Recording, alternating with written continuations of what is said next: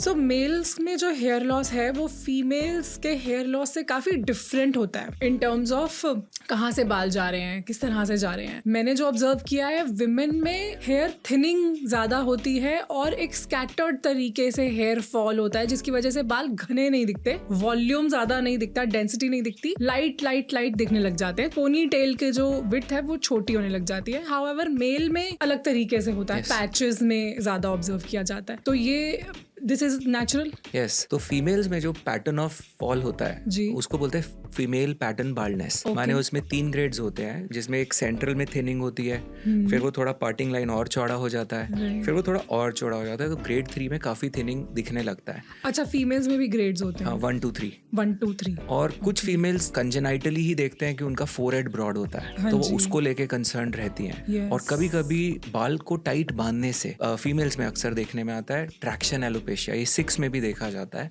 Traction alopecia, यानी कि बाल खिंचने से बाल टूटने लगते हैं और परमानेंटली इरिवर्सिबल डैमेज भी हो जाती है बहुत दफा, जहाँ पर खिंचाव सबसे ज्यादा है। सो यू मीन बहुत टाइट पोनीटेल नहीं बनानी चाहिए? नहीं बनानी चाहिए। एंड सो जैसे आपने बोला खिंचाव से, मैं कई बार ऑब्जर्व करती हूँ कि जब हम बाहर से हेड मसाज करवाते हैं या अगर कभी बाहर से शैम्पू करवाते हैं तो बहुत टाइट वो एट टाइम्स मसाज करते हैं, जिससे थोड़ा सा अगेन पुल होता है हेयर। क्या वो भी ठीक नहीं है? वो तो वन ऑफ हुआ ना, वो आप रेगुलर नहीं, ये कंसिस्टेंट पुल। माने जब आप बहुत टाइट चोटियां बना लेते हैं, कसते हैं, जैसे सिख लोग आप देखेंगे वो टर्बन लगाते हैं, तो वो इसको ऐसे बांधते हैं। आप देखेंगे सर के बाल भी और बियर्ड के बाल भी वो बांधते हैं। तो उस स्थिति में उन जगहों पर इरिवर्सिबल डैमेज, हेयर लॉस हो जाता है, वो खत्म हो जाते हैं वहां से बाल। और दूसरी चीज जो फीमेल्स में एक बड़ी फनी सी बात है ये, बट है, फीमेल्स में आप देखेंगे अक्सर आप बहुत गंजे फीमेल्स नहीं देखेंगे, मेल्स में आप गंजापन ज्यादा देखेंगे, है ना।